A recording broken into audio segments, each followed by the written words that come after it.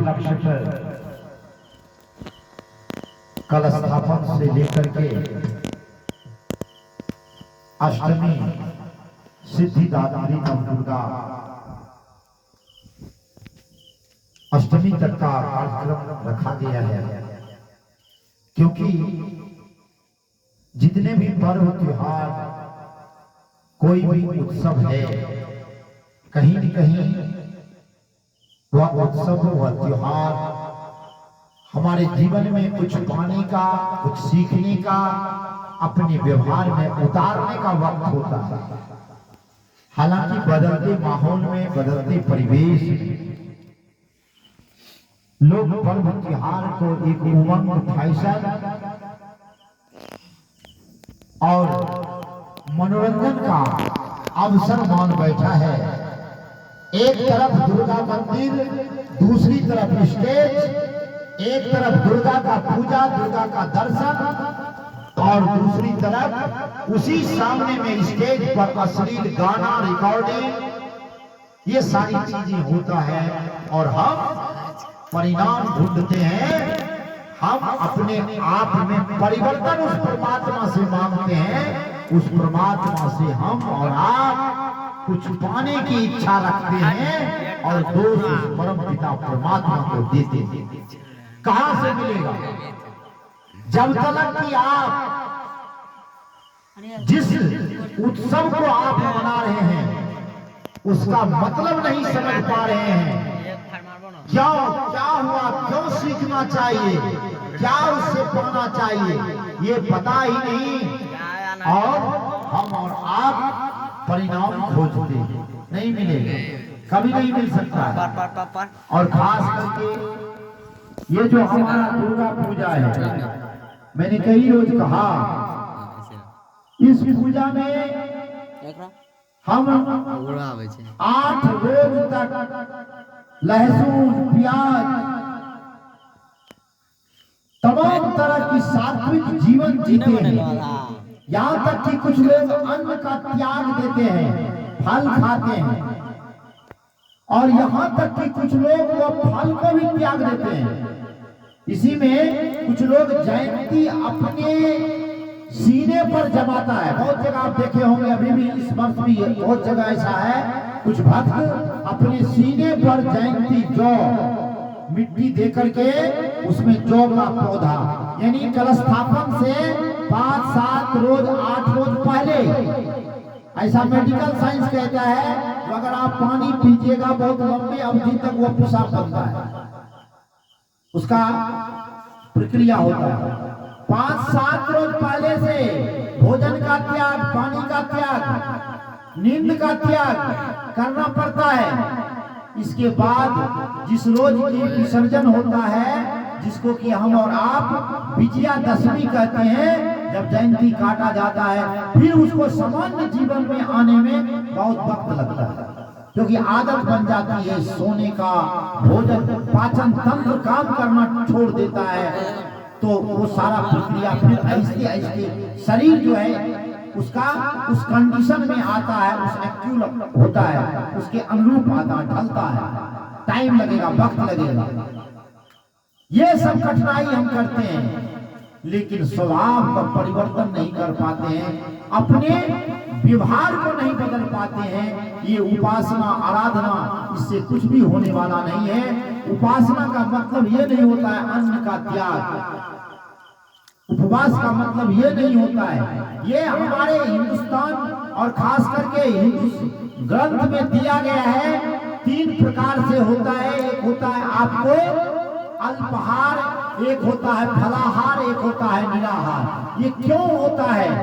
अगर हम एकाग्रचित्त होते हैं, उस परमात्मा का ध्यान करते हैं, अगर आप भोजन भरपेट खा लिए हैं तो आपको आलस लगेगा, नींद लगेगी, आप सोने की स्थिति में चले जाइएगा, फिर उस परमात्मा का ध्यान नहीं हो पाएगा।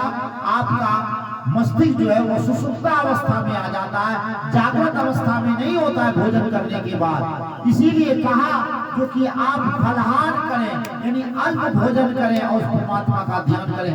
आपका शरीर मदद करेगा, साथ देगा, आपका शरीर ही साधन है उस परमात्मा तक जाने के लिए। इसीलिए कहा शरीर को पहले साधो। और मैंने कहा आप लोग भी जानते हैं तंत्र और मंत्र का लोग अर्थ नहीं बदल दिया है। तंत्र का क्या मतलब? यही हुआ शरीर को साधना। ये शरीर कैसे सधेगा? शरीर सधेगा तामसी भोजन आप जब छोड़ेंगे, जब आप तेल मसाला का त्याग करेंगे, जब आप लहसुन प्याज का त्याग करेंगे, जब आप तामसी भोजन का त्याग करेंगे, तब ये हुआ शरीर को साधना, जिसको तंत्र कहा गया है। इसी से बना है लोकतंत्र, प्रजातंत्र, इसी तंत्र से जुड़ा। और दूसरा होता है मंत्र। ये मन जो है ये हमारे शरीर से अलग है, ये अदृश्य सत्ता है। इसको बांधना पड़ता है, तब आप परमात्मा के समीप जाइएगा।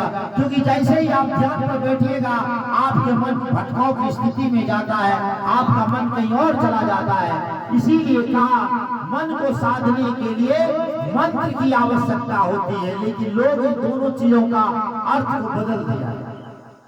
वही चीज होता है बार बार लोगों को। आज क्या हो रहा है? हमारे धर्म में ही कुछ लोग हमारे धर्म का निंदा करते हैं। क्यों करते हैं? क्योंकि वो लोग तर्क की दृष्टि से, मैं सुनता हूँ कुछ बातें उनका अच्छा होता है, कुछ बात उनको बुरा लगता है, तब आकर के कहता है। जैसे आप संत मत में चले जाएं, कबीर मत में चले जाएं, कुछ ऐसे हैं जो समझाने का प्रयास करते हैं, बात सही है, तर्कपूर्ण। आप जो चाहते हैं, हम जो चाहते हैं और हम जो कर रहे हैं, हम और आप क्या करते हैं? किसी का प्राण को लेकर के आप कल्याण सोच रहे हैं? कभी भी संभव नहीं है। गलत को गलत कहें, गलत को गलत कहने का हिम्मत रखें, तब आपके जीवन में कल्याण हो सकता है। आप किसी का जान को ले रहे हैं धर्म के नाम पर, आपका कभी कल्याण नहीं होगा। ना आपका हो सकता है, ना हमारा हो सकता है, अगर ऐसा है। क्योंकि धर्म में ही अंधविश्वास छुपा हुआ है, धर्म में ही। क्योंकि परमात्मा तो दिखाई नहीं देता है। आप स्वतंत्र हैं, आपको परमात्मा ने शरीर दिया है, आप स्वतंत्र है, शोर बोलना शोर कीजिए, कौन रोकने वाला है?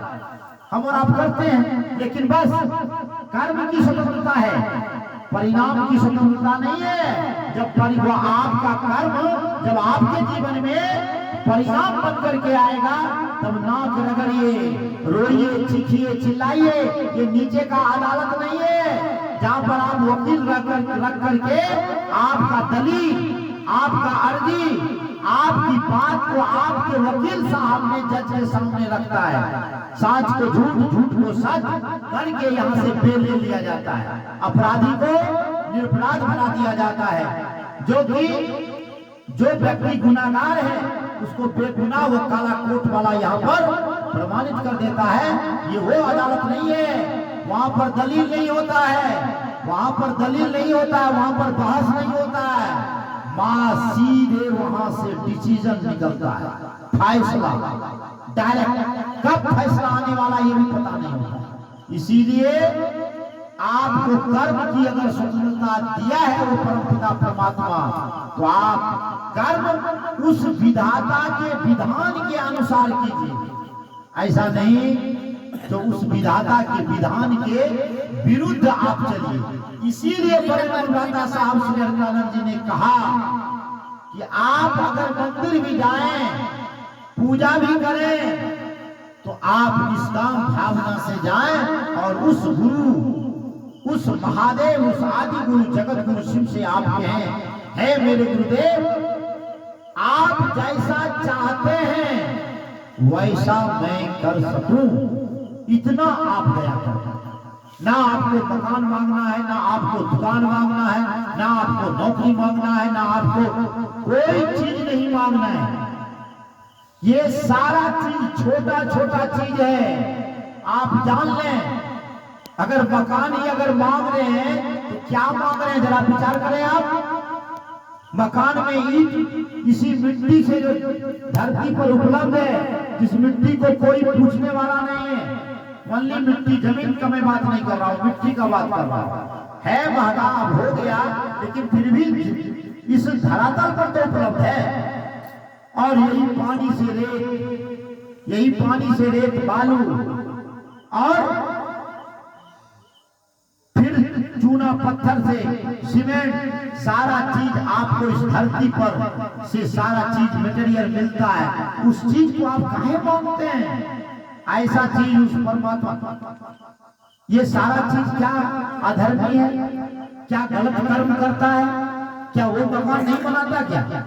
क्या धर्मात्मा ही व्यक्ति मकान बनाता है? नहीं, ऐसा बात नहीं है। आप ये सब मेहनत से कर सकते हैं, कमा करके कर सकते हैं, ये असंभव बात नहीं है। लेकिन वो वक्त जब आपके जीवन में ऐसा मोड़ आता है जहां पर कि दुनिया का सारा दरवाजा आपके लिए बंद हो जाता है, उस दिन के लिए उस परमात्मा को बचिए। जहां पर की दुनिया लाचार और बेबस हो जाता है, पूरी दुनिया आपसे मुंह चुराएगा, ऐसे मौके पर उस परमपिता को याद कीजिए। उससे पहले आप उसका नाम को भजिए निष्काम भावना से। नाम में बहुत बड़ा शक्ति होता है। आप उसके नजदीक हर वक्त नतमस्तक रखिए और आप कहिए तो आप के सामने आप जो चाहिएगा वही होता है। लेकिन मनुष्य ऐसा नहीं करता। जब तक इसके हाथों में ताकत रहता है तब तक वह अपनी हिसाब से अपने जीवन को चलाना चाहता है। जब व्यक्ति का ये हिसाब बेहिसाब हो जाता है, जब अपने आप को चला नहीं पाता है, तब उस परमात्मा को याद करता है। लेकिन तब तक आप बहुत दूर गलत रास्ते पर निकल चुके हैं। इसीलिए इस पंथ में आपका जो गुरु है महादेव आदि गुरु जगत गुरु शिव, इसीलिए मैंने कई जगह शिव परिचर्चा के माध्यम से बरेन गुरु भाई जो बहुत पहले से चल रहे हैं, उन्होंने बताया, मैंने सीखा। उन्होंने कहा जो कि बहुत सारे संसार में ऐसे व्यक्ति हैं जो ये सोच रहे हैं जो मैं बहुत अधर्मी हूँ, पापी हूँ, मैं कैसे ईश्वर के नजदीक जाऊं।